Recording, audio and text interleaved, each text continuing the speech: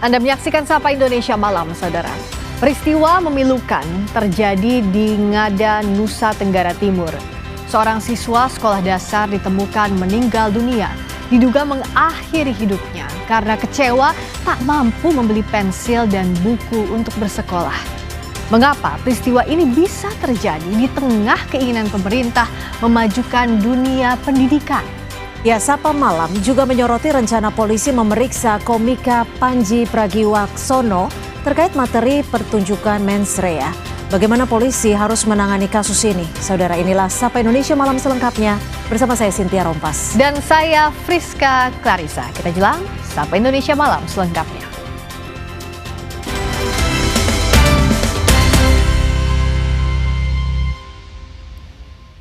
Kita ke informasi pertama, Saudara. Polisi menyelidiki cacahan diduga uang pecahan Rp100.000 dan Rp50.000 di tempat pembuangan sampah di Kabupaten Bekasi, Jawa Barat. Potongan kertas merah dan biru berserakan di tempat pemilahan sampah liar di Desa Taman Rahayu, Kecamatan Setu.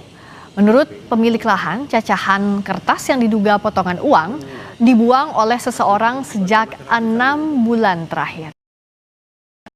Namun cacahan ia manfaatkan untuk menguruk lahan miliknya.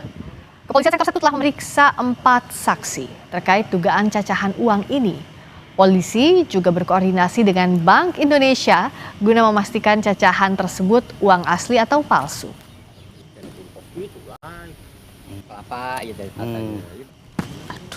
Pakai mobil dump truck. Iya. Sejak kapan itu, Bah? Jadi yang ke saya mah belum lama. Ada baru 6 bulan ya. Jadi sejak 6 bulan itu ada buangan sampah pecahan Ada uang pecahan itu. itunya. Jadi nggak setiap hari, Pak. Sewaktu-waktu dia. Kemudian saksi-saksi juga sudah kami periksa dan saat ini kami sudah berkoordinasi dengan Dinas Lingkungan Hidup Kabupaten Bekasi terkait dengan pembuangan sampah di sekitar TPA itu. Kemudian hari ini kami akan menghubungi pihak Bank BI untuk mendapat kepastian apakah cacahan uang itu asli atau palsu atau uang mainan atau apa. Saudara, 20 hektar lebih areal sawah di Desa Tepin Raya, Kecamatan Pesangan, Siblah Krueng, Kabupaten Biren, Aceh, hingga kini masih tertimbun pasir sisa banjir bandang akhir 2025 lalu. Para petani tak lagi bisa menggarap lahan yang seharusnya sudah memasuki musim tanam. Hamparan sawah di Desa Tepin Raya, Kecamatan Pesangan, Siblah Krueng, Biren, kini berubah kering dan rata menyerupai pantai. Sawah tertimbun pasir sisa banjir bandang. Kondisi tersebut memaksa petani kehilangan mata pencaharian mereka. Petani mencoba bertahan dengan menanam semangka dan jagung di atas lahan kering dan berpasir.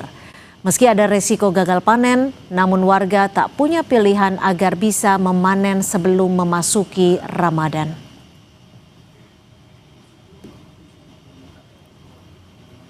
Ya, aku tes.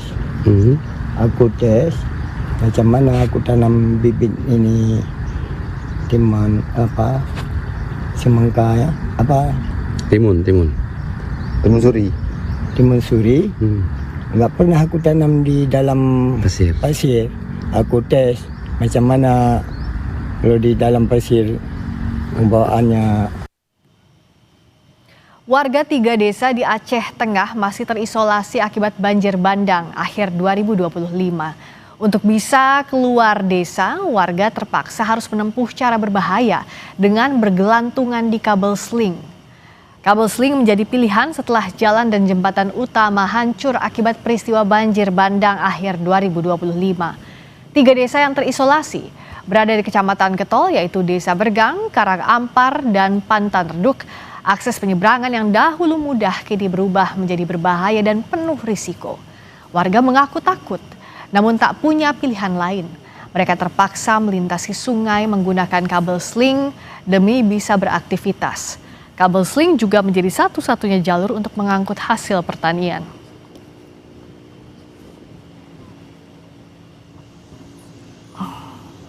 Harapan kami kan jembatan cepat dibuat, Pak, kan? Lagi diproses sekarang kayaknya sih.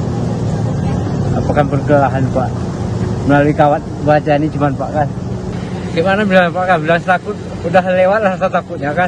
Tapi masih trauma itulah Pak masalahnya. Traumanya masih berat kali Pak kan. Wah, kalau nggak lewat itu nggak bisa menyambung Ya, hidup Pak. gimana Pak kan, harus dilalui walaupun trauma. Saudara, sejumlah petani di Indramayu, Jawa Barat mengeluhkan rusak dan tergenangnya tempat persemaian padi akibat direndam banjir. Akibatnya mereka harus membeli benih dari petani lain.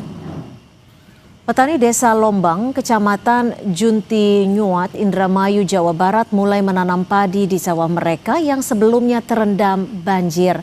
Tempat persemaian padi milik petani rusak serta membusuk. Terendam banjir cukup tinggi akibat hujan deras dan buruknya drainase.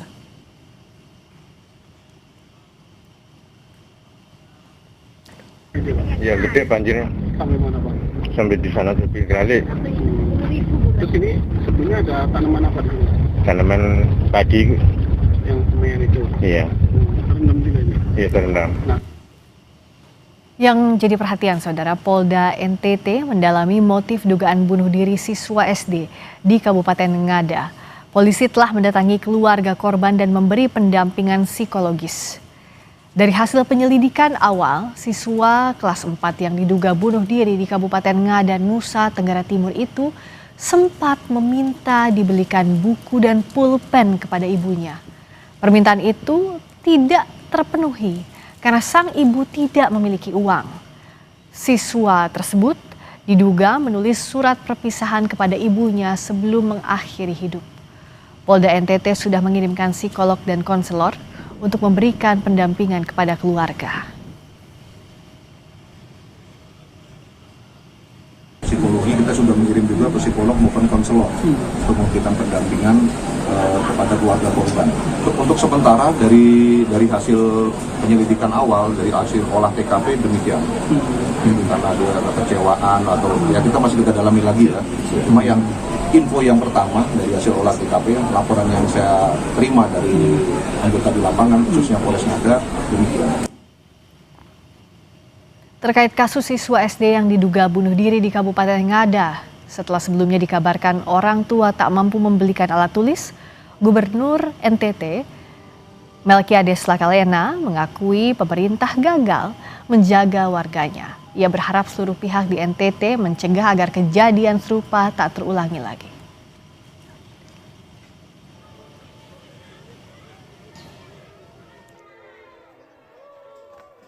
Ini kan kita tidak tahu apa yang salah, tapi berarti peranata sosial kita berarti gagal untuk seperti ini. Pemerintah kita juga gagal, provinsi sama, Kabupaten Ngada juga sama. Kita punya peranata agama juga gagal, peranata budaya juga gagal, sampai orang mati karena di situ ini.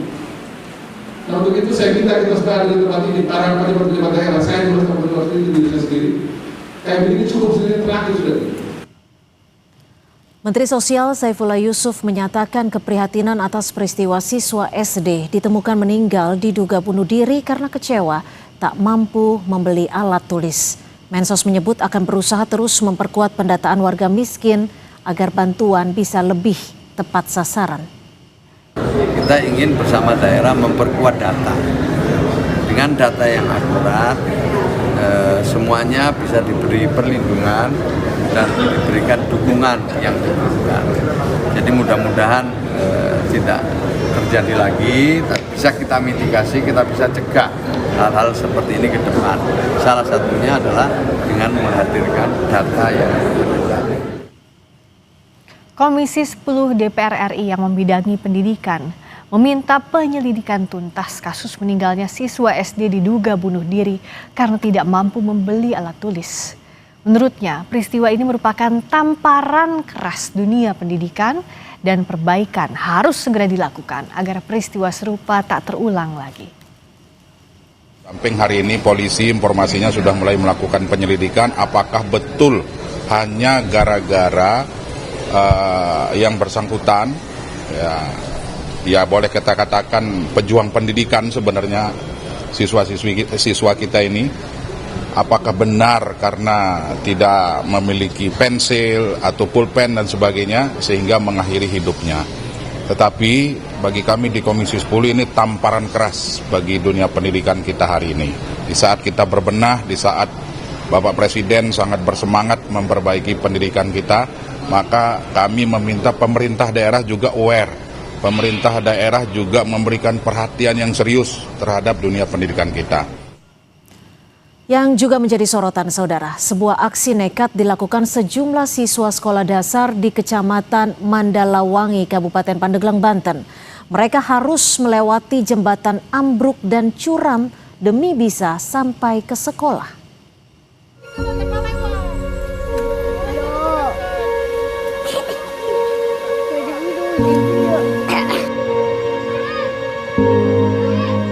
Sejumlah siswa sekolah dasar di Kabupaten Pandeglang terpaksa melewati jembatan ambruk dan curam demi bisa sampai ke sekolah.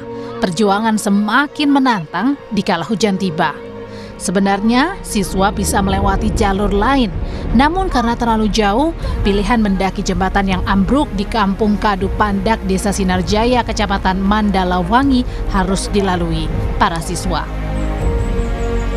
Terpaksa lewat sini, terpaksa anak sekolah itu. Nggak takut Pak ngelewatin jembatan kayak gini, kan di bawahnya itu kan sungai juga ya? Ya takut, nggak takut gimana ya, jalan ke sono jauh, gitu. Kejauhan, kalau ke sini kan terpaksa. Melihat hal ini, warga merasa khawatir akan keselamatan anak-anak yang jadi taruhan. Mengkhawatirkan karena anak-anak itu banyak yang turun melalui tangga darurat. Kami berharap para pemerintah Kabupaten Pandeglang untuk segera ini secepatnya jembatan ini dibangun gitu, Pak. Jembatan ambruk pada Sabtu lalu diduga terjadi akibat struktur jembatan yang rusak dan lapuk dimakan usia. Warga berharap ada solusi secepatnya agar aktivitas anak-anak tidak lagi mempertaruhkan keselamatan nyawa untuk bisa menuju ke sekolahnya. Tak hanya penting bagi siswa yang menuju ke sekolah, jembatan ini juga menjadi penghubung 4 desa di kawasan ini. Yuda Dwi Taruna, Kompas TV, Pandeglang, Banten. Kita ke informasi lain, Saudara. Ketua Umum Partai Kebangkitan Bangsa (PKB) memastikan akan mendukung Presiden Prabowo Subianto untuk 2 periode kepemimpinan. Komitmen politik PKB disampaikan Ketua Umumnya Muhaimin Iskandar yang mengaku puas dengan kepemimpinan Prabowo Subianto. Pesan itu ia sampaikan usai pengurus PKB bertemu dengan Prabowo di Istana Kepresidenan Jakarta. Selain soal periode kepemimpinan Prabowo, PKB juga mengklaim sepakat dengan pilkada melalui DPRD. Pilkada yang tentu menjadi program untuk dikembalikan pada sistem yang lebih kondusif. Soal kapan belum waktunya. Kita membahas itu di DPR juga belum, nanti pada saatnya. Setuju, PKB dari dulu menginginkan pilkada melalui DPR. Belum, kita pokoknya intinya puas dengan pemerintahan Pak Prabowo dan kompak minimal 2 periode lah. Saudara, KPK melakukan operasi tangkap tangan di Kantor Pelayanan Pajak Banjarmasin. Otoritas Kantor Pelayanan Pajak menyatakan akan kooperatif dan menunggu informasi resmi dari KPK terkait dengan OTT tersebut. Kantor Pelayanan Pajak Madya Banjarmasin mendadak menjadi perhatian pasca tim Satgas KPK melakukan operasi tangkap tangan. Sejumlah pihak dikabarkan diamankan tim penyidik KPK. PLT Kabid P2 Humas Kanwil DJP Kalselteng Triwibowo membenarkan operasi tersebut dan masih menunggu keterangan resmi dari KPK. Ia pun menambahkan KPP Madya Banjarmasin akan kooperatif dengan proses hukum yang tengah berjalan.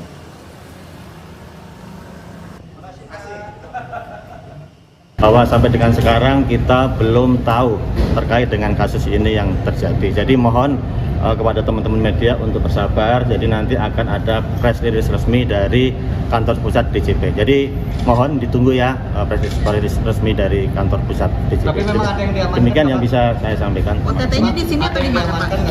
Kan sudah teman-teman lihat di di berita itu. Jadi silakan ditunggu aja ya. Jadi itu saja. Hakim Arief Hidayat memasuki masa purna bakti sebagai Hakim Mahkamah Konstitusi usai mengabdi selama 13 tahun. Dalam pidatonya di Wisuda Purna Bakti, Rabu siang, Arief menyinggung Solo sebagai kota penuh berkah. Ia juga berkelakar soal keinginan agar anaknya menjadi wakil presiden sesaat lagi.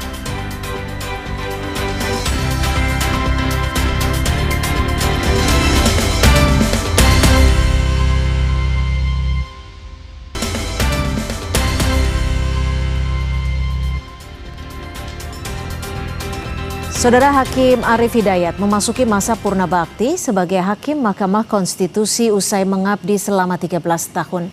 Dalam pidatonya di Wisuda Purna Bakti Rabu siang, Arief menyinggung Solo sebagai kota penuh berkah. Ia juga berkelakar soal keinginan agar anaknya menjadi wakil presiden. Canda itu terselip dalam pidatonya. Arief mengungkapkan terima kasih kepada keluarga yang mendukung karirnya, termasuk anak-anaknya yang hanya ingin menjadi dosen, meski Arief menginginkan anaknya menjadi wapres. Melanjutkan pidatonya, Arief kemudian menyinggung soal kelahiran cucunya di Solo. Harapannya cucunya kelak bisa menjadi presiden atau wakil presiden. Arief menambahkan Solo merupakan berkahnya Indonesia.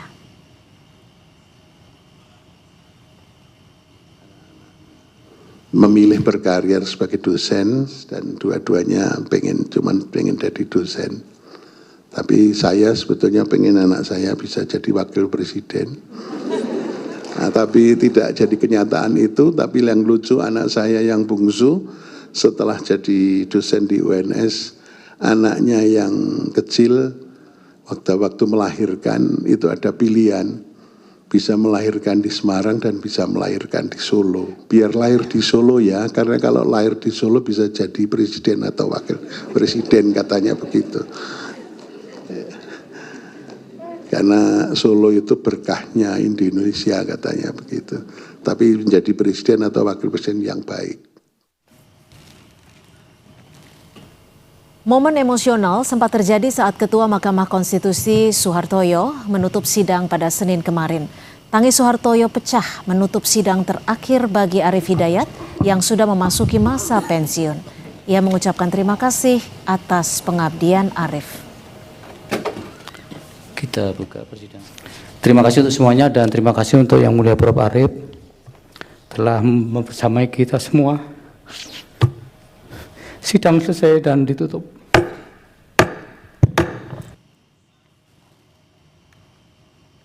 Acara Wisuda Purna Bakti Hakim Arief Hidayat lengkap dihadiri 8 hakim konstitusi, termasuk Anwar Usman. Dalam pidatonya, Hakim Arief sempat bergurau menyebut Anwar Usman sebagai orang-orang tua yang tidak berguna bagi Mahkamah Konstitusi karena sudah memasuki masa pensiun. Sebelumnya, Majelis Kehormatan Mahkamah Konstitusi merilis laporan pelaksanaan tugas Hakim MK di tahun 2025. Anwar Usman menjadi hakim yang paling banyak absen sidang. Yang terakhir sahabat saya yang paling lama. Saya sebut terakhir soalnya. Ini orang-orang tua yang sudah tidak berguna lagi di mahkamah untuk segera memasuki usia pensiun. Yang mulia Bapak Profesor Dr. Anwar Usman. Dan saya teringat pada awal menjadi hakim konstitusi, itu saya tidak bercita-cita untuk jadi pimpinan di sini, tapi waktu itu Prof. Anwar dan Prof. Haryono yang datang ke ruang saya, Prof. Arief supaya mau dicalonkan untuk menjadi wakil Ketua Mahkamah Konstitusi. Berkali-kali beliau datang, akhirnya saya, ya karena ini amanah. Kita ke informasi berikutnya. Sidang gugatan citizen lawsuit tentang ijazah Presiden ke-7 Joko Widodo kembali digelar Selasa siang memeriksa teman-teman Jokowi saat KKN dulu. Selain bercerita soal keikutsertaan KKN, teman-temannya juga mengungkap panggilan sayang pada Jokowi. Saya mengenal Pak Joko Widodo itu sejak... Inilah kesaksian salah satu teman Jokowi di sidang gugatan citizen lawsuit soal ijazah Jokowi di Pengadilan Negeri Surakarta, Jawa Tengah. Dalam pemeriksaan saksi kemarin, dua teman Jokowi saat mengikuti kuliah kerja nyata di Desa Ketoyan, Boyolali, Jawa Tengah tahun 1985 dihadirkan. Satu saksi lainnya merupakan anak kepala desa yang menjabat saat Jokowi KKN. Dalam kesaksiannya, dua teman Jokowi membenarkan mengikuti KKN di Desa Ketoyan, Kecamatan Wonosegoro. Namun, kesaksian mereka disangsikan kuasa hukum penggugat. Dari semua saksi, meskipun mereka mengatakan KKN di Desa Ketoyan, tidak satupun bisa membuktikan syarat-syarat akademik, termasuk kami kan pernah KKN, punya itu buku laporan KKN yang pertama, kami juga punya sertifikat pernah KKN, ternyata mereka tidak tahu. Kalau saya tahu teman-teman saya dan sebagainya, dan yang paling prinsip dan sangat menentukan itu pertanyaan jebakan saya apakah Anda merasa dirugikan dengan gugatan CLS? Semua saksi mengatakan dirugikan dengan gugatan CLS. Kubu Jokowi menegaskan, kesaksian 3 orang ini menjawab keraguan selama ini, mulai dari benar tidaknya Jokowi kuliah dan menjalani proses, hingga keikutsertaan Jokowi dalam KKN. Pada intinya, kami ingin membuktikan bahwa benar Bapak Joko Widodo yang pada akhirnya berhak untuk mendapatkan gelar akademik insinyur Fakultas Kehutanan dan berhak untuk mendapatkan ijazah Fakultas Kehutanan UGM karena memang sudah melalui proses sesuai ketentuan akademik sebagaimana berlaku di UGM. Selain soal keikutsertaan dan kegiatan KKN, teman-teman Jokowi mengungkap panggilan sayang pada Jokowi semasa KKN dulu. Panggilan ini sengaja dipilih karena dirasa mudah dan keren. Kalau panggil Jok kan sudah biasa gitu ya. Pengen lain daripada yang lain, itu biar keren gitu ya, Jack akhirnya. Kami berempat yang memanggil Joko Widodo adalah Jack. Benar. Jokowi gimana kalau Pak dipanggil Jack itu responnya? Oh, positif. Suka berarti ya? Oh, suka. Selain keaslian soal ijazah, satu hal yang kerap jadi perdebatan adalah foto Jokowi di ijazah yang mengenakan kacamata. Teman Jokowi bercerita, tak pernah melihat Jokowi memakai kacamata saat KKN dulu. Ya kalau selama kegiatan tidak pernah memakai ya. Mungkin kalau membaca di kamar itu mungkin ini ya iya, tapi sayangnya kan ya saya nggak pernah ke kamarnya Pak Jokowi, nggak pernah gitu. Yang tahu tuh sebetulnya adalah ya teman kami yang sudah almarhum itu, ya dengan sendirinya kan lebih tahu dia daripada kami gitu. Sidang akan dilanjutkan 2 minggu lagi dengan agenda masih soal pemeriksaan saksi ahli dari penggugat. Seperti diketahui, 2 alumni UGM, Top Taufan dan Bangun Sutoto, melayangkan gugatan citizen lawsuit di Pengadilan Negeri Surakarta. Selain Jokowi, mereka juga menggugat Rektor UGM, Wakil Rektor UGM, dan Polri. Widi Nugroho, Kompas TV, Solo, Jawa Tengah. Sidang citizen lawsuit gugatan ijazah Joko Widodo sempat diwarnai perdebatan. Kuasa hukum Jokowi dan penggugat terlibat adu argumen hingga harus dilerai majelis hakim. Karena untuk menguji saksi kemarin, dia katanya teman kuliah 5 tahun tapi tidak pernah tahu kabar kalau temannya itu jadi wali kota. Ini kan mengukur kejujuran. Saksi menjawab. Ya. Oh, ya tahu saja. Kalau memang nggak tahu. Ya. Dari jelaskan terbatas pada saat dia itu bertemu yang di luar. Mohon maaf, tolong diingatkan untuk bicara lewat ketua majelis. Sudah sampai lewat majelis. Ini masih hak saya. Masih hak saya punya etika. Saya juga punya hak. Ini masih hak saya. Cukup. Mohon yang mulia, mohon interupsi kebenaran. Cukup ya. Silakan kebenaran.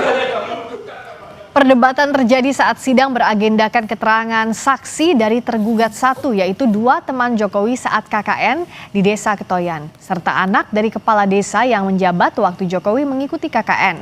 Pihak kuasa hukum Jokowi menilai pertanyaan dari pihak penggugat kepada saksi Rice Wijaya tidak sesuai dengan pokok persidangan. Sementara dari pihak penggugat mengaku reaksi dari kuasa hukum Jokowi adalah bentuk kepanikan. terkait dengan protes keras karena pertanyaan yang disampaikan sebenarnya tidak substansial, semisal ada tidaknya listrik dan seterusnya, itu kan bukan substansi. Yang substansi dalam hal ini adalah bahwa benar Pak Jokowi sebagai salah satu anggota kelompok peserta KKN dari UGM pada tahun 1985. Kan sepanjang saya tidak dilarang, tidak ditegur palu oleh hakim, itu hak kami. Kami juga tidak menginterupsi rekan kami Pak JB Irfan. Secara pribadi saya tidak ada masalah dengan Pak JB Irfan, tetapi yang tadi, yang seru tadi ya, yang Anda kebetulan juga rekam semua meskipun tidak live, itu menunjukkan kepanikan. Saudara, penyidik dari Polda Metro Jaya tengah fokus melengkapi berkas perkara kasus ijazah Joko Widodo setelah mendapat catatan dari Kejaksaan. Berkas yang kembali dilengkapi yakni perkara yang menjerat tersangka klaster Roy Suryo, Rismon, Sianipar, dan Tifauzia Tiasuma. Sebelumnya, saudara, berkas perkara Roy Suryo CS diserahkan ke Kejaksaan namun dikembalikan dengan beberapa catatan.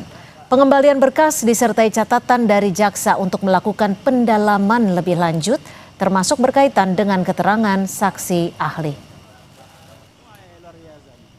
Klaster 2 ya, klaster 2 tersangka Roy Suryo CS itu sudah dikirim kepada Kejaksaan, tapi ada pengembalian dengan catatan untuk melakukan pendalaman terkait tentang saksi ahli. Jadi ini langkah penyidik yang sudah mendalami karena ada balasan dari Kejaksaan untuk kita lebih mendalami. Nah, kita tunggu, penyidik masih bekerja dalam proses pendalaman terhadap saksi dan saksi ahli.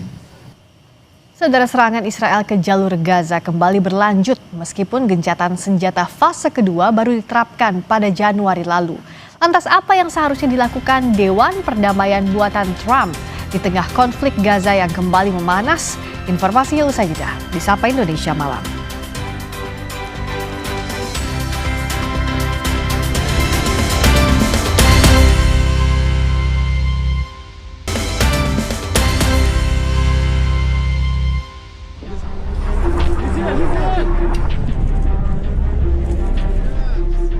Dari komitmen Indonesia untuk menciptakan pertama perdamaian di kawasan Timur Tengah, khususnya di Palestina dan Gaza, ataupun arah daripada upaya-upaya ini adalah untuk tercapainya solusi dua negara.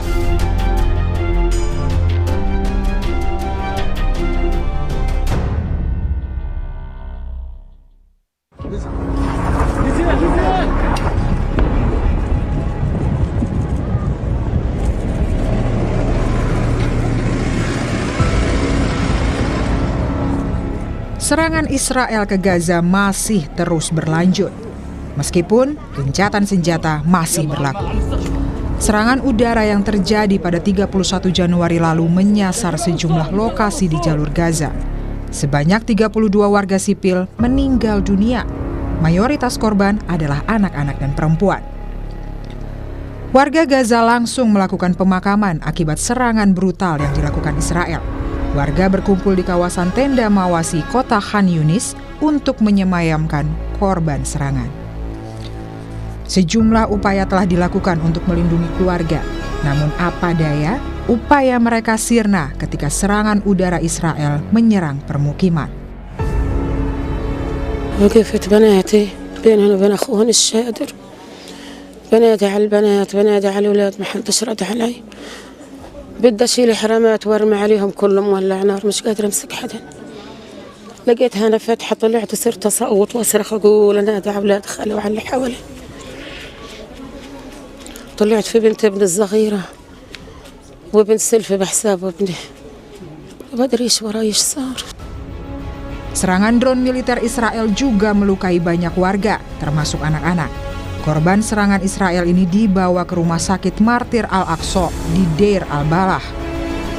Mulai Senin kemarin, Israel mengizinkan pembukaan jalur penyeberangan Rafah.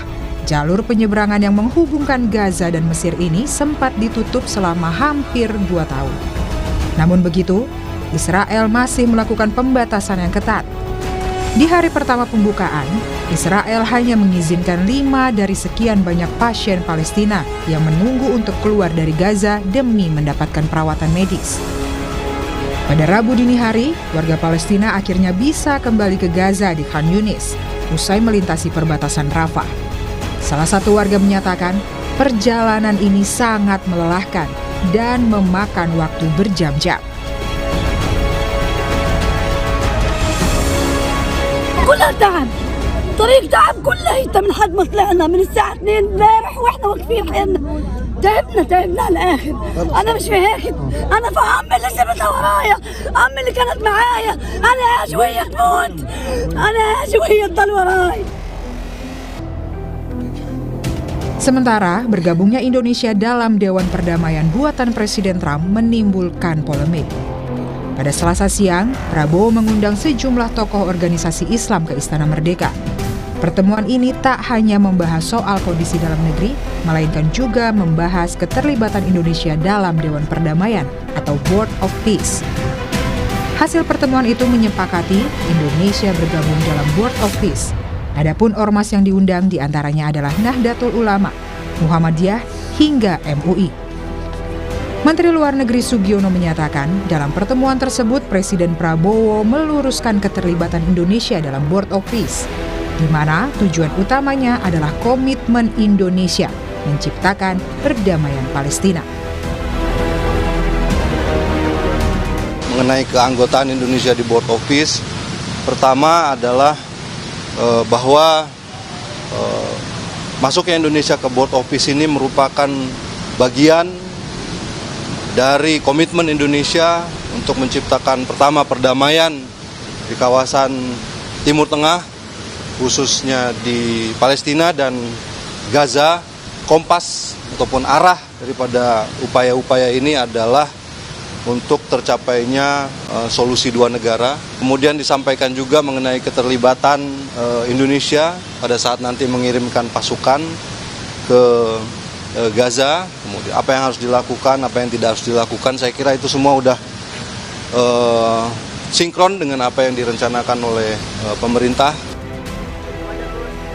PBNU dan 15 organisasi kemasyarakatan Islam beserta sejumlah tokoh masyarakat menyatakan dukungan terhadap keputusan Presiden Prabowo Subianto ikut serta dalam Dewan Perdamaian.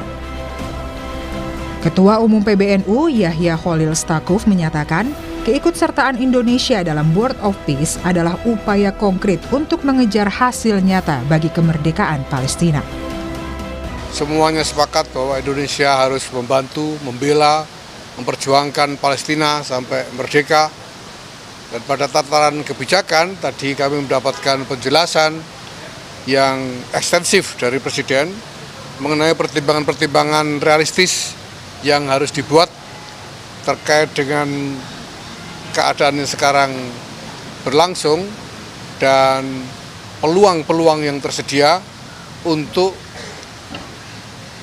agar Indonesia ini bisa secara lebih konkret, lebih progresif dan mengejar hasil yang lebih nyata berdampak untuk menolong Palestina, termasuk dengan mengikuti atau berpartisipasi di dalam inisiatif yang dibuat oleh Amerika, yaitu Board of Peace ini. Tujuan utama Dewan Perdamaian untuk menciptakan damai di Tanah Gaza nyatanya langsung mendapat ujian dengan serangan terbaru dari Israel. Kini, semua pihak menunggu langkah konkret dari Board of Peace dalam menghentikan tindakan kekerasan Israel dan mewujudkan perdamaian di Palestina. Israel telah berkali-kali melakukan penyerangan kepada Palestina di tengah gencatan senjata. Yang terbaru, pada 19 Januari lalu, Amerika Serikat meresmikan gencatan senjata fase kedua. Israel menyebut fokus gencatan senjata fase kedua ini adalah pelucutan senjata Hamas dan demilitarisasi jalur Gaza. Meskipun gencatan senjata masih berlaku, Israel berulang kali melanggar dengan terus melancarkan serangan. Kementerian Kesehatan Gaza melaporkan setidaknya 488 warga Palestina tewas sejak 10 Oktober 2025. Tim Liputan, Kompas TV.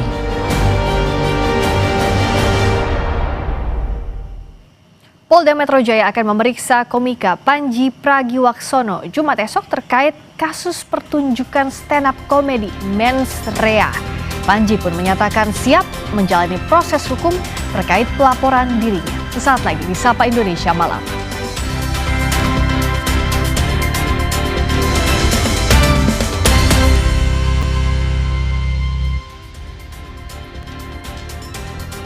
Masih di Sapa Indonesia Malam, Saudara. Polda Metro Jaya akan memeriksa komika Panji Pragiwaksono Jumat lusa terkait kasus pertunjukan stand-up komedi Mens Rea. Panji pun menyatakan siap menjalani proses hukum terkait pelaporan dirinya. Polda Metro Jaya menjadwalkan untuk memanggil komika Panji Pragiwaksono Jumat 6 Februari. Panji dipanggil untuk memberikan klarifikasi atas sejumlah laporan yang ditujukan padanya terkait pertunjukan Mens Rea.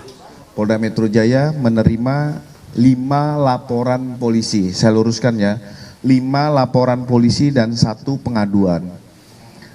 Atas 5 laporan polisi tersebut, Saudara PP diminta untuk diundang untuk hadir klarifikasi pada hari Jumat tanggal 6 Januari 2026 pukul 10.00 WIB. Undangan klarifikasi atas 5 laporan polisi yang ada. Sebelumnya, Polda Metro Jaya telah memeriksa 10 saksi terkait dugaan pelanggaran dalam pertunjukan stand-up komedi Mens Rea. Panji Pragiwaksono menyatakan siap mengikuti seluruh proses hukum terkait laporan terhadap dirinya. Panji juga menegaskan dirinya terbuka untuk berdialog dengan berbagai pihak. Nggak, tapi saya akan jalanin prosesnya saja. Saya tidak akan menghindar ajakan untuk berdialog. Saya tidak akan menghindar panggilan. Ketika saya dibutuhkan untuk hadir, tentu saya akan hadir. Dan itulah alasan kenapa saya datang ke sini juga. Sisanya saya ngikutin prosesnya aja. Apapun yang terjadi di ujung, saya percaya itu untuk kebaikan. Insya Allah. Oke, selanjutnya. Selain pelaporan di Polda Metro Jaya, Panji Pragiwaksono juga menghadapi kasus hukum terkait dugaan penghinaan terhadap adat Toraja dalam materi komedinya. Untuk kasus ini, Panji telah diperiksa penyidik Barreskrim Polri pada Senin 2 Februari 2026. Tim Liputan, Kompas TV.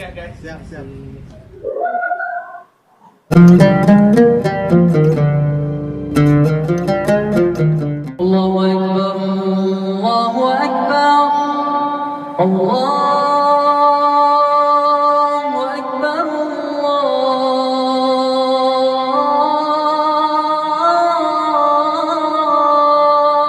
Allahu Akbar. Asyhadu an la ilaha illallah.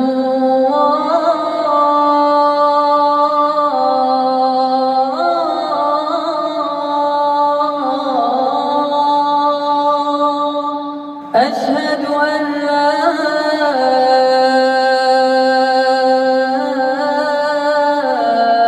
إله إلا الله أشهد أن محمدا رسول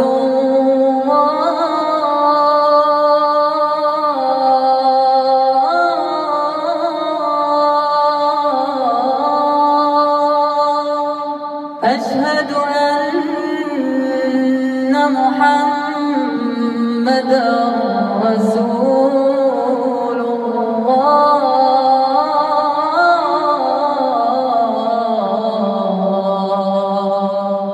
حي على الصلاة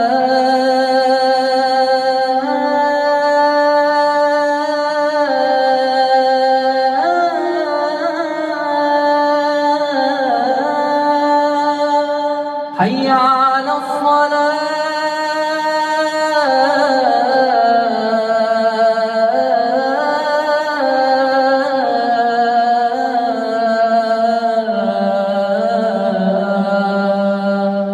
حي على الفلاح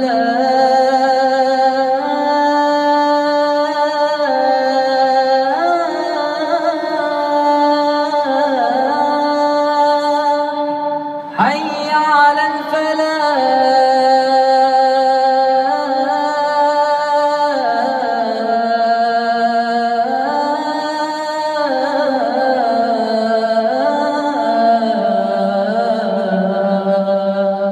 الله أكبر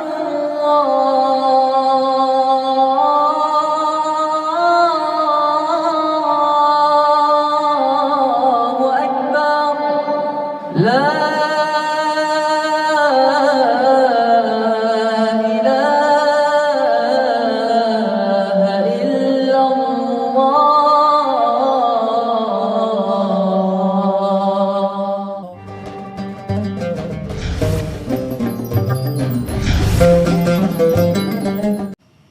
Selamat menunaikan ibadah salat maghrib bagi Anda yang menjalankan, khususnya di wilayah Jakarta dan sekitarnya. Sampai Indonesia Malam kembali menghadirkan informasi. Kuasa hukum Panji Pragiwaksono Haris Azhar menyatakan materi stand up komedi Panji tidak bisa dipidana karena tidak mengandung muatan pidana. Kalau dari sisi hukum yang saya yakini, yang saya pelajari, yang saya suka belain orang, ekspresi itu dia jadi pidana jika dia menganjurkan satu praktek atau melakukan campaign kekerasan atau mengajak melakukan kekerasan atau mengajak satu praktek yang masuk kategori tindak pidana dalam pasal-pasal yang lain. Yang terjadi sama Panji, alhamdulillah ketawa semua. Gitu. Jadi simple, saya kasih kuncinya satu itu. Jadi kalau kebebasan berekspresi itu dipakai untuk mengajak orang, mengedukasi orang, mengajak sampai memfasilitasi terjadinya tindak pidana atau kekerasan, itu yang nggak boleh. Komika Panji Pragiwaksono akan diperiksa polisi Jumat terkait pelaporan atas pertunjukan mensrea. Bagaimana polisi harus menangani kasus ini dan bisakah Panji dipidana? Kita bahas bersama Komisioner Kompolnas Yusuf Warshim dan peneliti Posdem Universitas Andalas Ferry Amsari. Selamat malam Pak Yusuf juga Bung Ferry. Malam, Selamat malam, Pak Yusuf. Bung Ferry, selamat malam. Malam, saya ke Pak Yusuf. Apakah masih perlu kasus ini dibawa ke ranah pidana kalau dari sisi Kompolnas melihatnya? Baik, terima kasih.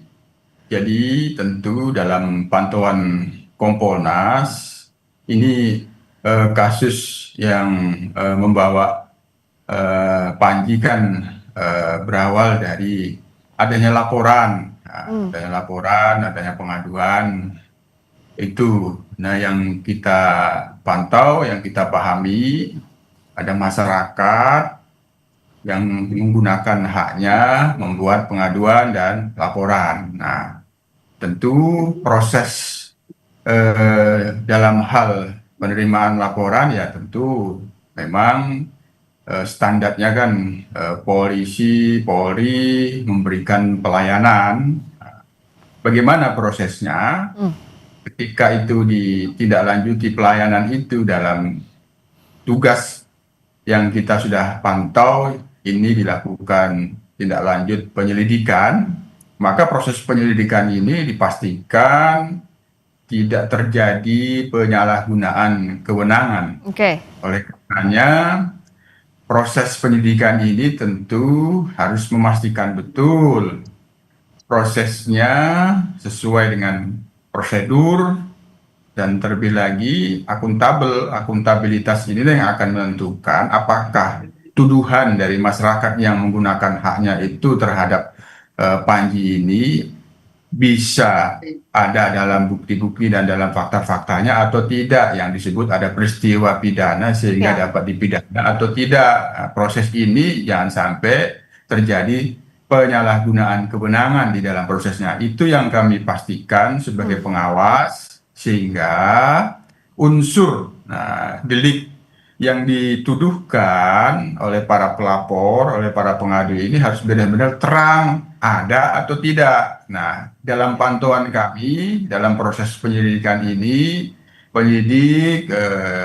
berproses melakukan pemeriksaan, permintaan klarifikasi. Ini kan penyidikan, undangannya pun undangan klarifikasi, bukan bukan panggilan. Nah, kalau disebut di surat itu panggilan, itu tidak sesuai dengan prosedur undangan klarifikasi, termasuk ada saksi-saksi yang dimintakan klarifikasi, ada ahli. Nah, kami lihat ada majelis ulama. Nah, apakah majelis ulama ini memberikan klarifikasi? Nah, tentu ini yang kita tunggu. Nah, kalau bisa juga penyelidik kita dorong proaktif. Nah, ini kan ada nama NU, nama Muhammadiyah, ya dimintakan dikoordinasikan saja secara keorganisasian, karena bagaimanapun ketika mereka dimintakan sebagai saksi pasti memberikan jawaban, keterangan, klarifikasi yang resmi yang itu dipertanggungjawabkan oleh organisasinya. Oke, Pak Yusuf.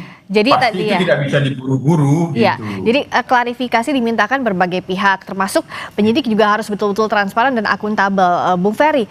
Nah, dalam kasus ini sebenarnya, apakah ada pintu masuk unsur-unsur pidana dari yang disampaikan oleh Panji dalam mens rea? Dan setelah proses yang berjalan sejauh ini, apakah semestinya kasus ini dilanjutkan atau tidak? Laporan itu ditindaklanjuti atau tidak kalau dari sisinya Anda, Bung Ferry? Ya, pertama tentu saja sebagaimana yang dikampanyekan Panji selama ini bahwa dia melakukan pendidikan politik dan kesadaran berhukum, dia tentu harus merespon panggilan ini sebaik-baiknya warga negara. Dan menurut saya dia sudah mencoba melakukan itu dengan pernyataan-pernyataannya. Pertanyaan adalah soal efektivitas penanganan perkara. Apakah perkara-perkara seperti ini perlu ditindaklanjuti? Ya. Kalau secara dari awal sudah banyak hal yang perlu dipertanyakan. Misalnya saya sering mengulang bahwa pelapor ternyata bukanlah warga NU Muhammadiyah. Lalu tiba-tiba muncul pelapor lain, lalu naik perkara lain seperti yang di Toraja, gitu ya. Jangan-jangan besok-besok perkara yang dulu soal kucing pun akan dinaikkan, gitu ya, terkait Panji. Jadi seolah-olah ada kasus yang dicari-cari untuk kemudian menjerat pelawak ini. Namanya saja sudah pelawak. Acaranya acara lawakan. Diundang orang sadar untuk menonton untuk lawakan. Kenapa kemudian diseriuskan dengan pasal-pasal? Ya? Harus diingat bahwa apa yang dilakukan dan dituduhkan Panji itu semua adalah mekanisme pendidikan politik melalui lawakan. Dia misalnya menganjurkan pemilih tidak hanya menilai orang dari ibadah yang terlihat, tetapi memastikan dari track record orang. Bukan pendidikan politik kesadaran berpemilu kepada warga negara. Kalau orang-orang yang kemudian membangun kesadaran berhukum, berpemilu, berdemokrasi, sedikit-sedikit dilaporkan, lalu kan ini merusak konsep pendidikan dalam berbagai ruang yang ada. Memang orang harus diperlakukan sama. Tetapi tidak semua hal yang sama diperlakukan untuk setiap orang. Itu namanya konyol. Nah, kita tahu bahwa laporan kepolisian itu ada yang dimentahkan karena tidak kuat subjeknya, objek perkaranya. Oleh karena itu, jangan memubazirkan waktu teman-teman kepolisian untuk perkara-perkara yang tidak wajar seperti ini. Banyak perkara lain yang harus secara profesional dilakukan oleh kepolisian. Dan saya sebenarnya oke saja ini ya memang karena ada laporan tentu akan ditindaklanjuti. Tetapi jangan timbul kesan bahwa ini dicari-cari. Karena begini, Panji ini menurut saya direspon positif oleh publik karena dia jujur menyampaikan apa yang dia lihat, dia dengar dan dia rasakan. Kalau kemudian orang yang kemudian menyampaikan kebenaran itu semuanya dipidanakan, apakah kita tidak terjebak dengan kriminalisasi? Padahal penjahat sesungguhnya tidak pernah kemudian disentuh. Sehingga orang suka dan puas terhadap langkah-langkah kepolisian.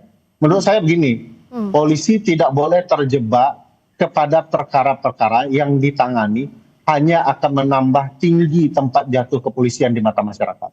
Polisi bahkan harus menunjukkan secara profesional dia membela warga negara yang punya niat baik, mencerdaskan warga negara. Itu paling esensial dari perkara ini.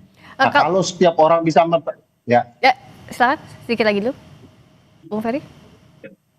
Gimana? Bagaimana tadi? Anda mau melanjutkan sedikit lagi sebelum saya beralih? bagi saya, kalau kemudian polisi terjebak dengan laporan-laporan ini, atau bahkan menjadi bagian menindaklanjuti perkara ini, kasihan institusi kepolisian kita. Di tengah pertanyaan orang soal institusi ini, dia mengurus perkara yang semestinya dia tidak urus. Kalau bicara soal, ada dua hal yang jadi pertanyaan publik sekarang, Pak Yusuf. Satu soal kebebasan berpendapat. Bagaimana kebebasan berpendapat itu dicerminkan dalam kasus ini? Apakah artinya warga yang menyampaikan pendapatnya ya bisa dipidana? Yang kedua, agar tadi pertanyaannya Bung Ferry tidak dicari-cari, apa yang harus dilakukan polisi penyidik dalam menindaklanjuti laporan atas Panji Pragiwaksono? Kita bahas usai jeda di Sapa Indonesia Malam.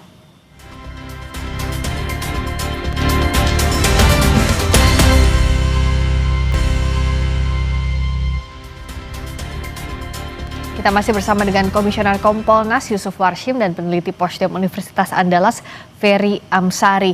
Pak Yusuf, jadi bagaimana agar dalam kasus ini tidak dilihat bahwa kebebasan berpendapat itu jadi ancaman? Yang kedua, agar membuktikan bahwa penyidik itu tidak mencari-cari unsur pidana dalam laporan terhadap Panji Pragiwaksono. Bagaimana menjelaskan ini, Pak Yusuf?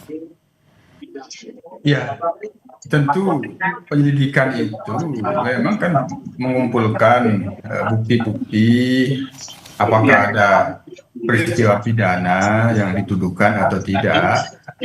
Tentu yang dalam hal ini itu yang sebagaimana yang saya katakan, jangan sampai ada penyalahgunaan kewenangan sehingga yang sesungguhnya itu tidak ada buktinya tapi masih dicari-cari gitu. Jadi oleh karenanya kesannya jangan sampai ada mencari-cari itu rekayasa gitu, itulah penyalahgunaan kewenangan.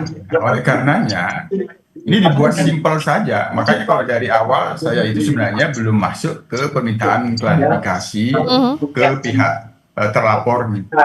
Pelapor ini yang harus didudukkan dengan meminta saksi-saksi ahli, pendapat ahli, kalau itu kaitannya dengan agama Islam, ya meminta pendapat dari MUI, apakah di sini memang ada unsur-unsur yang menistahkan. Kalau menurut MUI tidak ada, ya saya kira sudah kelihatan itu tidak perlu ditambah-tambahin lagi. Nah, sepanjang yang seperti yang saya maksud dibuat sederhana, maka unsur-unsur yang mengarah ke penyalahgunaan kewenangan sehingga dicari-cari, nah, itu akan terhindar. Yang kedua, tentu yang kami pastikan lagi bahwa apa yang dilakukan oleh kepolisian, terutama Polda Metro Jaya, bahwa ini memang karena murni ada pengaduan dan pelaporan, dan yang kita pastikan sebagai pengawas bahwa ini bukan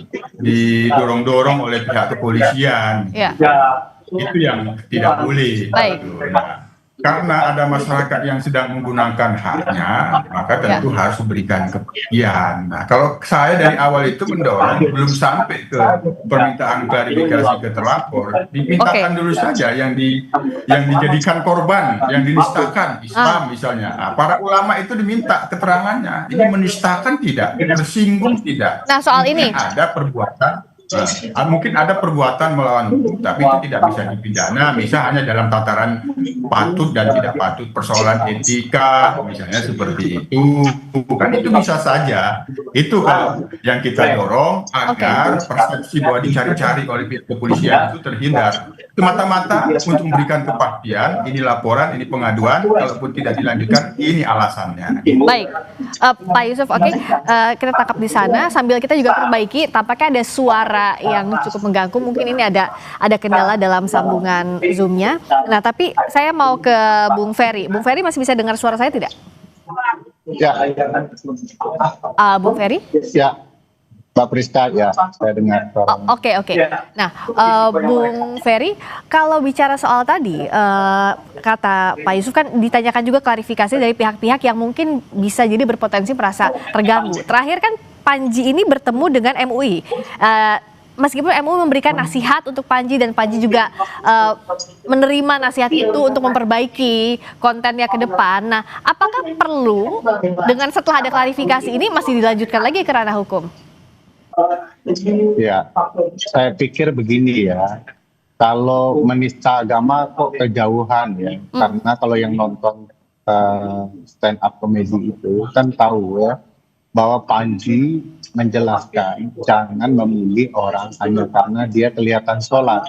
Lihat juga track recordnya. Jadi jauh sekali ceritanya itu. Bahkan dalam bahasa agama juga ada tuh surat Al-Maun itu ya, celakalah orang yang sholat gitu ya. Siapa yang sholat celaka itu ya karena dia berperilaku ria, memamer-mamerkan ibadahnya gitu. Nah, Panji bercerita bahwa di pemilu kemarin ada tuh yang suka pamer tiba-tiba sholat. Jangan Anda milih hanya karena itu, tapi juga track recordnya. Jadi kalau kemudian di menista agama kayaknya ulamanya nggak nonton acara. Oke, tapi dengan pertemuan dengan MUI kan sudah clear ya semestinya begitu. Apakah dengan Panji menerima nasihat itu seperti apa, Bung Ferry?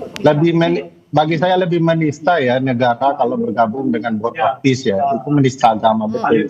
Balik ke kasus Panji gimana? Tetapi ya bagi saya jangan kemudian hal yang menurut saya bisa diselesaikan dengan baik lalu kemudian dibesar-besarkan, karena kemudian Panji ini pasti akan mendapatkan sorotan. Yang nonton langsung saja 10.000, entah jutaan yang di Netflix, sehingga kemudian orang fokus membahas kasus ini dan lupa hal-hal yang lain, kasus-kasus lain. Ada anak yang bunuh diri di NTT, kasus penanganan banjir yang belum selesai. Bagi saya ini bagian dari cara-cara negara yang menurut saya berlebihan. Jadi negara sudah tahu nih kasus ini tidak masuk akal, orang stand up kemudian diproses. Tiba-tiba muncul kasus lain. Kalau kemudian pelapornya salah, muncul lagi pelapor lain. Kita tahu bahwa ini akan menimbulkan kesan bahwa perkara ini dicarikan pembenarannya untuk terus ditindaklanjuti. Dari sana saja tidak kelihatannya. Ya. Oleh karena itu supaya ini tidak berlarut-larut ya, bagi saya sederhana saja, yang kemudian perkara yang jelas-jelas dilindungi oleh konstitusi nggak diurus polisi, itu selesai cepat ya. Jadi perkara juga tidak menumpuk dan teman-teman kepolisian segera akan mendapatkan jempol ya bahwa mereka tidak terlibat ke hal-hal yang kemudian bisa dipropaganda sedemikian rupa dan menjadi tidak sehat bagi kepolisian. Saya sadar di dalam konsep kepolisian tentu perkara ini dicoba ditelaah dulu agar kemudian bisa menjadi presisi seperti bahasa polisi ya untuk memutuskan lanjut atau tidak lanjut. Tetapi jangan hal yang mudah dipersulit bagi saya. Begitu dilihat bahwa ada hak orang merdeka untuk berpendapat kemudian terganggu dengan proses pelaporan, yang sudah posisi bilang tidak memenuhi. Ada banyak kasus yang bisa saya contohkan bahwa polisi segera merespon. Ini bukan perkara yang harusnya diurus polisi. Ini kalian saja menyelesaikannya, gitu ya. Bukankah polisi juga mendorong untuk perkara-perkara kecil ini tidak diselesaikan dengan perkara hukum yang rumit. Jadi diselesaikan saja baik-baik, gitu ya. Oke, nah jadi agar tidak menimbulkan syakwa sangka, tadi seperti juga yang sudah sebelumnya disampaikan oleh Pak Yusuf bahwa ya perkara ini akan dibuka seterang-terangnya semestinya demikian agar bisa dilihat apakah memang ada unsur pidana atau tidak. Jangan juga dicari-cari jikalau memang tidak ada unsur pidananya. Publik akan menantikan dan juga akan mengawasi proses yang berjalan saat ini. Terima kasih Pak Yusuf Warshim, Komisioner Kompolnas. Terima kasih peneliti Posdiam Universitas Andalan, Ferry Almasari. Selamat malam. Berikutnya saudara, kami hadirkan sorotan lainnya. Polda NTT mendalami motif dugaan bunuh diri siswa SD di Kabupaten Ngada. Penyelidikan sementara menemukan siswa tersebut sempat meminta dibelikan pulpen dan buku kepada ibunya, namun tak diberikan karena sang ibu tidak punya uang. Sesaat lagi di Sapa Indonesia Malam bersama Cynthia Rompas.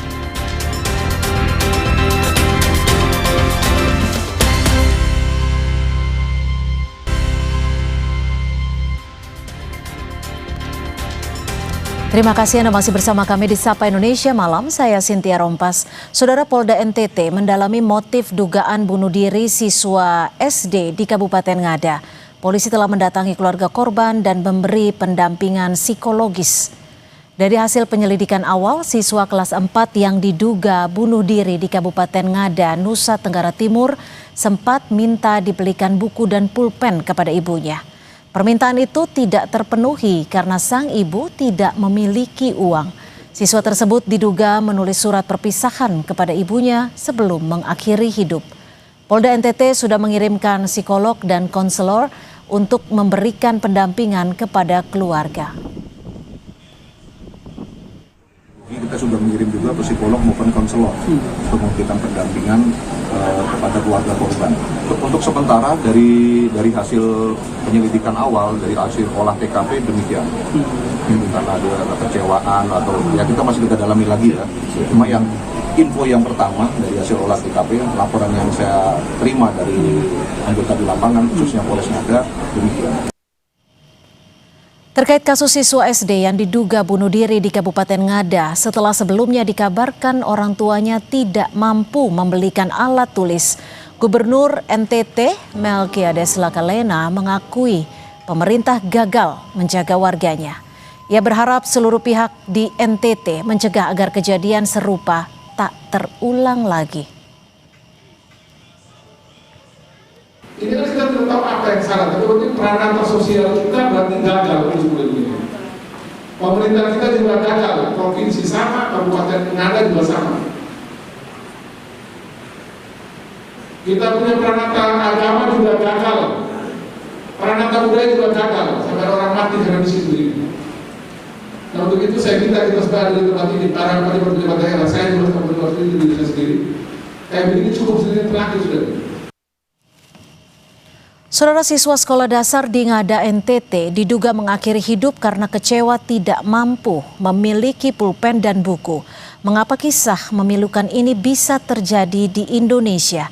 Kita akan membahasnya bersama Bupati Ngada, Nusa Tenggara Timur, Raimundos Bena, dan juga psikolog anak Vera Itabiliana.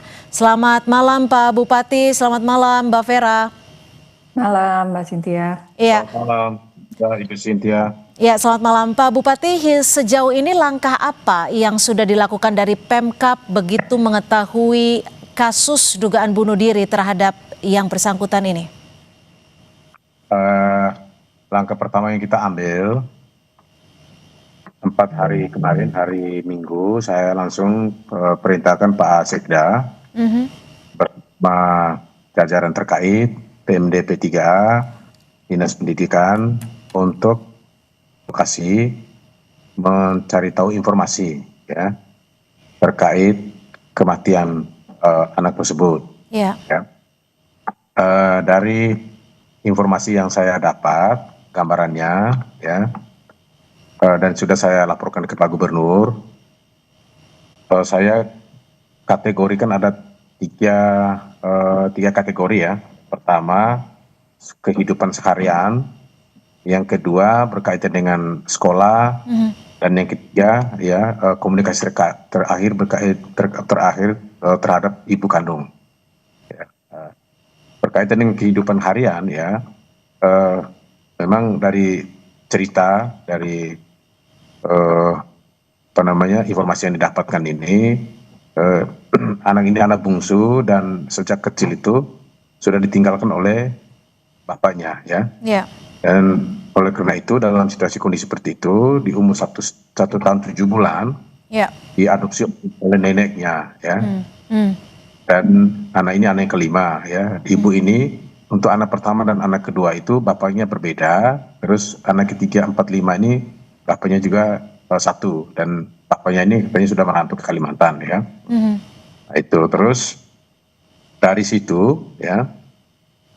Informasi yang didapatkan juga di sekolah, Priang anaknya aktif, juga baik, taat. Memang sesekali terlambat sekolah, tapi secara keseluruhan itu positif. Secara prestasi? Ya. Prestasi semester 1 kemarin di kelas 4 itu dia peringkat kelima. Ya, peringkat kelima. Jadi saya rasa mungkin ya bukan berarti kesimpulan yang sementara yang diambilkan oleh media ini mungkin terlalu dini atau seperti apa. Kalau saya melihat masalah ini cukup kompleks ya. Kalau sekedar untuk tidak bisa membeli buku dan ballpoint itu saya rasa itu terlalu rendah lah buat masyarakat saya, buat ini ya, terlalu rendah ya. Nah, ini cukup kompleks ya. Cukup kompleks. Pertama itu masalah mungkin juga ekonomi, yang kedua sosial, ya juga mungkin apakah nanti di sekolah itu situasinya seperti apa. Ketika yang saya dapat informasi, kadang-kadang dia bawa bekal, bawa ubi dari kebunnya itu tinggalan nenek ya. Apakah penerimaan di sekolah itu seperti apa, kan ini butuh pendalaman ya. Baik, saya ke Mbak Vera. Mbak Vera, dari kasus ini, dari Anda sebagai psikolog anak, apa yang bisa Anda lihat dalam kasus ini? Apakah yang bersangkutan ini diduga bunuh diri karena kemiskinan, atau karena rasa malu tidak bisa membeli pulpen dan juga buku, atau justru karena tidak ada lingkungan yang bisa tidak kegagalan lingkungan lah bisa dikatakan untuk bisa mendeteksi adanya distres pada seorang anak? Oke, terima kasih Mbak Cynthia. Semua faktor mungkin berdampak ya. Tapi saya setuju dengan Pak Bupati, ini bukan hanya sekedar masalah tidak bisa beli buku dan pena gitu ya.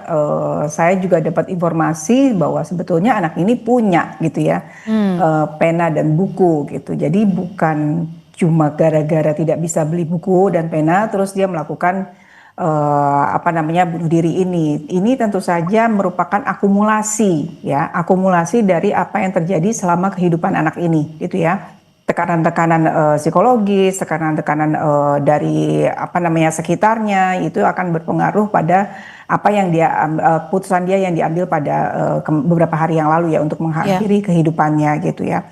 Nah, untuk seorang anak tentu saja ide bunuh diri tidak datang begitu saja gitu ya. Pasti juga ada referensi yang dia lihat, bisa dia lihat di media atau di lingkungan sekitar, pernah ada kejadian serupa dan sebagainya sehingga mendapatkan ide untuk melakukan yang sama. Nah, ini akumulasi ini kalau dilihat dari riwayat kehidupannya gitu ya, di mana ini anak terakhir gitu ya, terus dia tinggal dengan neneknya, tidak bersama dengan ibunya gitu. Ini banyak letupan-letupan emosi atau beban-beban emosi yang bisa saja ini mempengaruhi pada keputusan dia untuk mengakhiri hidupnya dia gitu ya. Tidak hanya semata-mata karena masalah ekonomi gitu ya. Bisa saja yang paling mungkin berdampak adalah perasaan tidak diinginkan, perasaan tidak dicintai, perasaan tidak diperhatikan. Sehingga anak ini kehilangan maknanya dia di dalam hidup ini, saya gitu ya, nothing. Jadi bisa sampai keputusan seperti itu. Oke, Pak Bupati, tapi kalau dari data sementara, keluarga ini sebenarnya terdaftar sebagai keluarga yang menerima bantuan tidak? Singkat saja sebelum kita jeda. Untuk menerima bantuan, yang bersangkutan ini ceritanya agak unik memang ya. Suaminya itu dari kabupaten tetangga. Ya, sebelumnya tinggal di kabupaten tetangga. Setelah ditinggalkan oleh suaminya ke Kalimantan, merantau, dia balik ke kabupaten saya. Ya, tinggal di kabupaten saya, ya. Dari sisi administrasi masih terdaftar di kabupaten sebelah. Oke. Untuk bantuan si anak ini, walaupun masih terdaftar di sebelah, kita tetap menyediakan bantuan PIP, ya, PIP. Dan juga, mungkin saya tambah sedikit ya. Juga akumulasinya ketika gurunya menyampaikan ya ini ke ibunya, ayo nanti ke kabupaten untuk ngurus itu BIP, beasiswa BIP. Nah, anak ini sampaikan ke ibunya, naiklah ke kabupaten, ke BRI, sampai di atas dilihat datanya, ternyata kabupaten sebelah, akhirnya dipending, cair. Pesanlah ke ibu, kalau begitu Bu pulang nanti minta surat keterangan dari kepala desa ya soal surat keterangan ya, keterangan tempat tinggal gitu ya. Kemudian juga besoknya nggak diurus, malamnya anaknya tanya lagi, Bu, kapan itu ngurusnya? Oh ya, nanti kalau ada waktu ya. Mungkin ya saya pernah Ibu Vera tadi, jadi akumulasi benturan inilah ya, mungkin psikologi sosial apa semua yang mungkin pada akhirnya dia mengambil keputusan seperti itu. Jadi artinya Anda mengakui seperti yang disebutkan oleh Pak Gubernur bahwa ada kendala administrasi. Tapi dijawabnya usai jeda, tetap bersama kami di Sapa Indonesia Malam.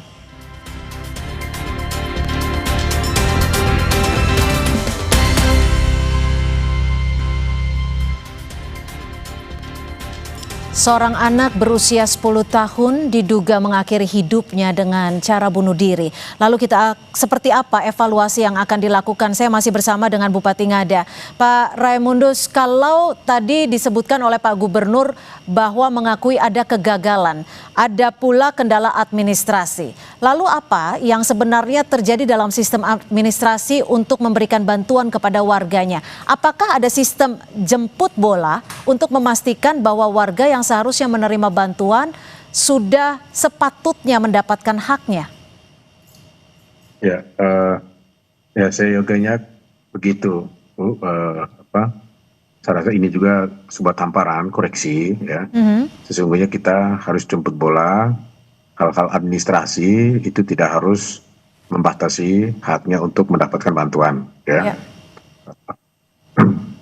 Oke, Mbak Vera, kalau dari psikolog anak sendiri, sebenarnya untuk seorang anak laki-laki berusia 10 tahun dan juga bertempat tinggal yang bisa dikatakan di lokasi yang bisa dikatakan sederhana, sejauh mana seorang anak ini bisa memahami arti kematian dan apa yang menjadi penyebabnya ketika seorang anak memilih untuk mengakhiri hidupnya dengan cara yang tidak wajar? Oke, ini kan sebuah tragedi yang kompleks ya, Mbak Cynthia. Jadi tidak hanya masalah ekonomi, tapi ini kan tadi seperti saya sampaikan ini akumulasi gitu ya.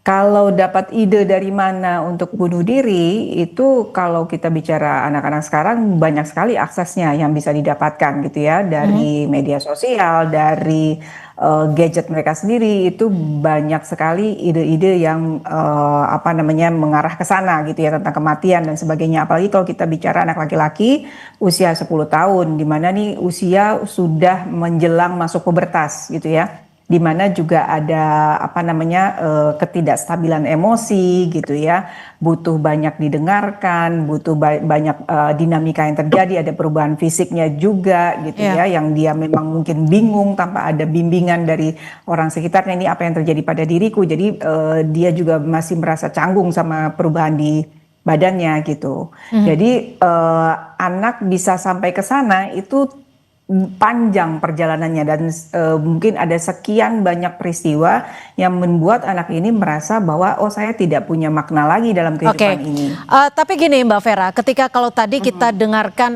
singkat dari penjelasan Pak Bupati, mungkin dari background keluarganya kurang memberikan perhatian secara lengkap begitu terhadap yang bersangkutan. Lalu bagaimana dengan peran lembaga pendidikan dalam hal ini, guru, sekolah? Ya, sekolah itu kan perpanjangan rumah ya, guru itu adalah perpanjangan orang tua gitu. Memang diharapkan sekolah tidak hanya mengajarkan matematika, baca, tulis, hitung dan sebagainya, tapi juga memperhatikan aspek kesehatan mental gitu ya. Tadi kan Pak Bupati sampaikan juga bahwa anak ini kalau di sekolah ceria gitu ya, bahkan berprestasi gitu ya, seperti tidak ada masalah. Yang terjadi bisa seperti itu. Banyak orang tua juga yang mengatakan bahwa kalau di sekolah anak saya manis, tapi kalau di rumah beda gitu ya. Itu bisa sebaliknya gitu ya. Kebanyakan anak mereka menyimpan emosi yang terdalam atau menyimpan masalah yang terdalam ketika mereka berada dalam situasi di luar rumah gitu ya. Dan emosi yang mereka simpan, yang mereka simpan terdalam tadi itu hanya bisa diluapkan kepada orang yang mereka benar-benar percaya, mereka benar-benar dekat gitu ya. Nah, yang merasa itu tempat aman. Nah, mungkin di kasus anak ini dia tidak punya tempat aman itu. Di sekolah dia tidak bisa meluapkan apa yang dia rasakan, kesedihannya, kesusahannya, itu tidak bisa. Tapi di rumah pun mungkin dia tidak ada orang yang bisa dia luapkan untuk emosinya tersebut gitu. Pak Bupati, lalu selain evaluasi yang akan dilakukan oleh pihak Anda, langkah konkret apa yang akan dilakukan untuk memastikan agar hal serupa tidak terjadi kembali, lalu masyarakat bisa begitu lebih peka, mungkin dalam hal lembaga pendidikan, untuk memastikan, mungkin sekolah gratis, tapi apakah pemerintah setempat memastikan bahwa gratis itu termasuk layak? Jadi baik. Mungkin ini pertama tadi cukup kompleks, tapi dari sisi pendidikan ya, saya harus mau memastikan ya, nanti mungkin seluruh kepala sekolah termasuk RT, kepala desa, ya saya mau pastikan bahwa hal ini tidak boleh terjadi lagi di waktu-waktu yang akan datang ya. Dan khusus untuk pendidikan ya, arahan dari Permendagri itu namanya sekolah negeri penerima BOS itu tidak ada lagi pungutan-pungutan ya. Tuh. Termasuk buku dan alat tulis kah?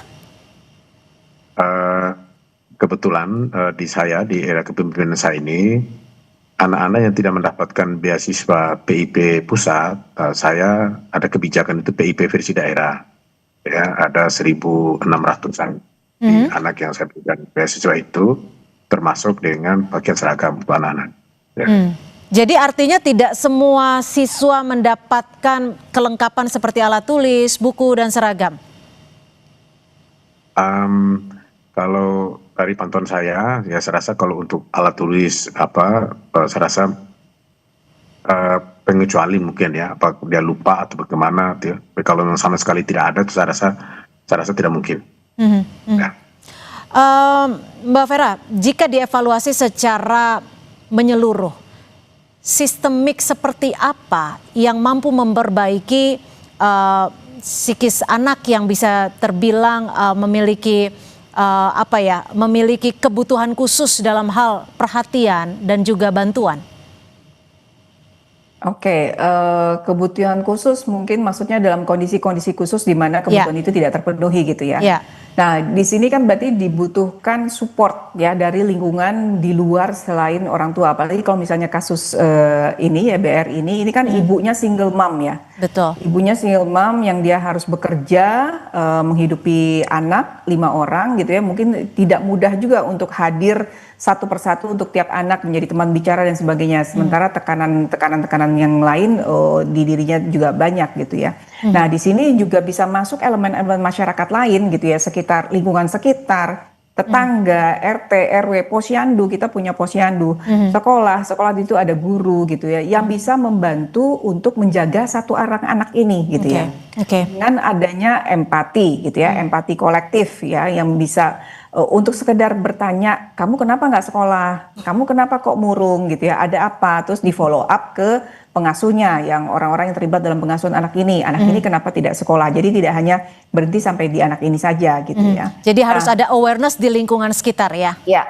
Awareness ada di lingkungan sekitar. Nah, ini kan memang payung besarnya dari kemarin kan kita mendengar pena dan buku. Kan pena dan buku itu sebenarnya apa sih di balik itu? Ini ada crying for help gitu. Kadang seringkali anak itu tidak bisa menyampaikan karena keterbatasan komunikasi mereka ya, tidak bisa menyampaikan kebutuhan mereka yang real sebenarnya apa sih gitu ya. Seorang anak sulit untuk bilang aku butuh perhatianmu lebih besar lagi misalnya. Aku butuh kamu mendengarkan aku, nggak bisa gitu. Tapi yang mereka tahu mungkin ya itu tadi, aku minta buku dan pena. Sesimpel itu. Ketika itu tidak terpenuhi, dia merasa tidak diperhatikan. Pak Bupati, singkat saja, tanpa kita mencari siapa yang salah dalam kasus ini, tapi Pak Gubernur sudah menyatakan ada kegagalan di sini. Ini mungkin bisa menjadi cerminan untuk pembelajaran di masa yang akan datang. Kegagalan di pihak manakah yang Anda bisa jadikan referensi pembelajaran untuk kasus dugaan bunuh diri ini? Saya rasa ya dari semua level ya, Bupati gagal, level yang sampai ke tingkat bawah juga gagal, kepala desa, camat, termasuk mungkin tokoh masyarakat ya, tokoh umat. Nah, saya tadi disampaikan oleh Mbak Vera tadi berkaitan dengan awareness, kesadaran umum itu ya, saya rasa itu hal yang mungkin perlu kita pacu ya. Bayangkan jam 9 ada petani tetangga lewat mau ke kebun, sempat sapa dia di pondok. Kau tidak sekolah kenapa? Saya sakit, saya pusing, katanya begitu. Jam 10 juga ada lagi yang lewat, tanya, kau kok di sini, kenapa tidak sekolah? Saya pusing. Nah ini dari 2 jam ini kan mungkin pergolakan batinnya itu mungkin lagi bergolak pada saat itu. Nah kesadaran kita ketika ditegur, kalau kita peka misalnya, bertemu, aduh ini pasti ada sesuatu, coba kita bujuk dia atau bawa dia ke, mungkin bisa itu. Mungkin disitulah ya. Nah, artinya saya juga prihatin atas kejadian ini, tapi ini bentuk koreksi, supaya ke depan terlebih waspada bahwa kolektivitas dalam membangun kesadaran itu penting dari semua pihak. Ya, Pak Bupati, lalu yang kita harapkan di sini adalah kasus ini tidak berhenti sebagai kasus individual semata, tapi sebagai titik evaluasi secara keseluruhan, titik evaluasi secara berjenjang. Apakah ada kebijakan yang akan Anda ubah di dunia pendidikan di wilayah Anda mungkin? Singkat saja. Ya, kan ini yang saya mau pastikan bahwa mungkin instruksinya harus jelas ke tingkat bawah. Ketika ada kendala-kendala administrasi harus proaktif dan harus bisa tidak boleh membatasi itu administrasi. Oke, baik, terima kasih Bupati Ngada Pak Raimundus Bena dan juga psikolog anak Mbak Vera Ita Biliana sudah berbagi perspektif, dan terima kasih Pak Bupati, dan mudah-mudahan peristiwa ini tidak menjadi terulang kembali. Terima kasih, selamat malam. Malam. Saudara, informasi lainnya di Sapa Indonesia Malam masih akan kami hadirkan selepas jeda, di antaranya KPK melakukan operasi tangkap tangan di kantor pelayanan pajak Banjarmasin. Otoritas kantor pelayanan pajak menyatakan akan kooperatif dan menunggu informasi resmi dari KPK terkait dengan OTT tersebut.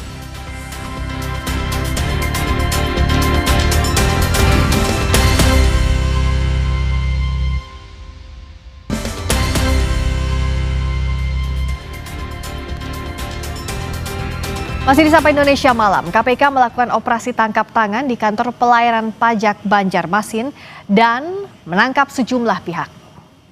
PLT Kabid P2 Humas Kanwil DJP Kalselteng Triwibowo membenarkan operasi tersebut dan masih menunggu keterangan resmi dari KPK.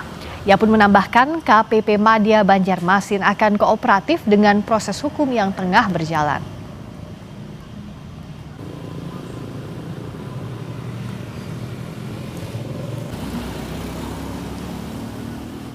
Saudara, juru bicara KPK Budi Prasetyo membenarkan bahwa KPK melakukan 2 operasi tangkap tangan OTT di Banjarmasin, Jakarta, dan Lampung.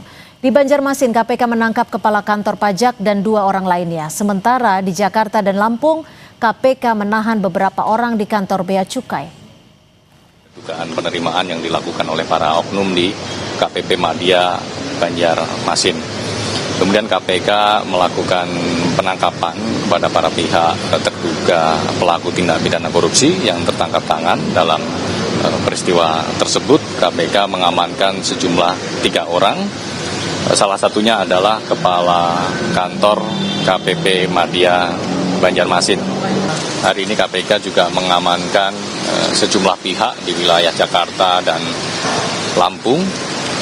Beberapa pihak sudah tiba di K4 dan sedang dilakukan pemeriksaan secara intensif. Beberapa pihak lain masih dalam perjalanan untuk dibawa ke Gedung Merah Putih KPK.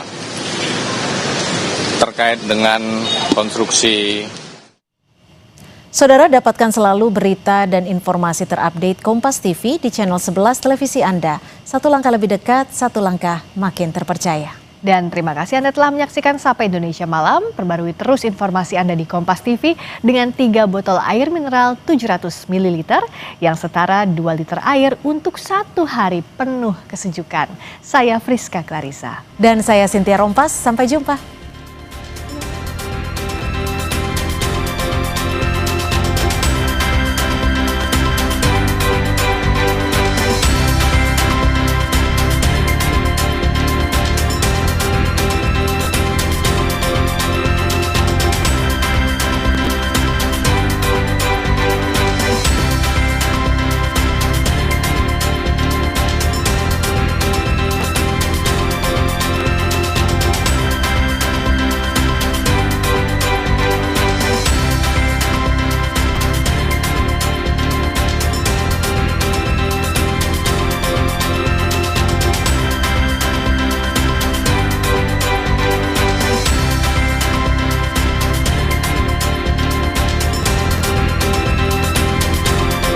Terima kasih Anda telah